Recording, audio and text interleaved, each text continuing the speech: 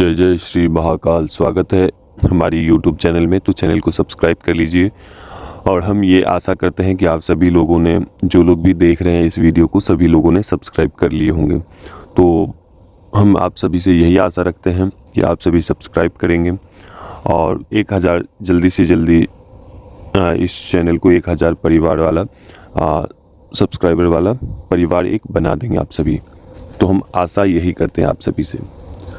तो आगे बढ़ते हैं पुतली वशीकरण के बारे में। देखो, पुतली वशीकरण एक बहुत ही खतरनाक प्रयोग है और इसे सही तरीके से किया जाना चाहिए। अगर इसमें कोई भी पुतली के साथ थोड़ी भी छेड़खानी होती है तो वो उस व्यक्ति को के ऊपर पड़ता है जो जिसके नाम से वह पुतली जागृत किया गया है, उसके ऊपर लगता है ये तंत्र, ये चीज़ें।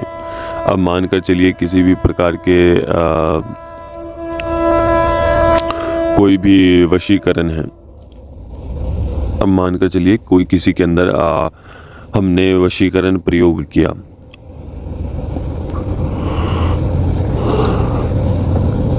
पुतली के द्वारा। तो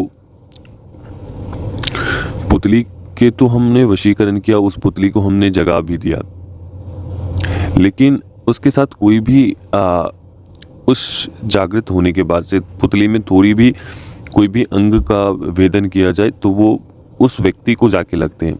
अब मानकर चलिए गलती से वो ऊपर से नीचे गिर गए तो समझिए कि वो व्यक्ति की मृत्यु निश्चित है। तो पुतली वशीकरण कोई वो नहीं है कि कोई भी व्यक्ति कर दे और हो जाए, क्योंकि अब पुतली वशीकरण एक बहुत ही खतरनाक प्रयोगों में से एक है। इसमें उस व्यक्ति की ऊर्जाएं को खींचकर और उस पुतली के अंदर प्रवेश करवाया जाता है। कहने का तात्पर्य ये है कि उसकी आत्मा को खींचकर उस पुतली में कैद किया जाता है, रखा जाता है, जिसके माध्यम से वो व्यक्ति आपसे आकृष्ट होता है। ऐसी कुछ क्रियाएं हैं जिसके माध्यम से वो आकृष्ट होता है, आपसे बात करने की कोशिश करता है, बात करने की चेष्टा करता है। बहुत सारे व्यक्ति कहते हैं कि हमारा जान पहचान नहीं है, हमने कहीं किसी गांव हम गए थे, वहाँ किसी लड़की को मैंने देखा और उससे मैं पसंद करने लगा, लाइक करने लगा। या कई बार लड़कियां भी फ़ोन करती है कि गुरुजी मैंने फ़लाने गांव में फ़लाने लड़के को देखा, उससे हम चाहते हैं कि वो वशीकरण में आ जाए। तो हम यही कहना चाहते हैं, देखो सबसे मुख्य बात है कि इन सब चीज़ों में परो ही मत। अगर वशीकरण का प्रयोग कब होता है? वशीकरण का प्रयोग ऐसी परिस्थितियों में होता है जब मृत्यु के अलावा कोई रास्ता नज़र नहीं आ रहा है, उसके बिना हम जी नहीं सकते हैं, उसके बिना हम रह नहीं सकते हैं, तो उस समय वशीकरण का प्रयोग किया जाता है। देखो, तंत्र का प्रयोग कभी भी अनैतिक कार्य के लिए नहीं किया जाना चाहिए। तंत्र का प्रयोग एक भलाई के कार्यों में यूज करना चाहिए, जन कल्याण के लिए यूज करना चाहिए। अभी वर्तमान के समय में, इस कलयुग के दौर में, पैसे छापने की मशीन बना लिए हैं तंत्र क्रियाओं को। तंत्र क्रिया को अपनी शक्तियों के द्वारा किसी को वशीकरण में बांधना, किसी को वशीकरण करना, प्रेत के द्वारा मारण प्रयोग करना, जिन्न के द्वारा परेशान करना, ब्रह्म राक्षस के द्वारा मार पिटाई इत्यादि लगवाना। तो ये सब क्या है? ये सब केवल शक्तियों का दुरुपयोग है। शक्ति धारण करना ही बहुत बड़ी बात नहीं है, शक्ति को संभालना भी बहुत बड़ी बात है। क्योंकि जब आप में शक्ति आ जाती है तो आप एक अभिमानी के रूप में आप कार्य करने लगते हैं।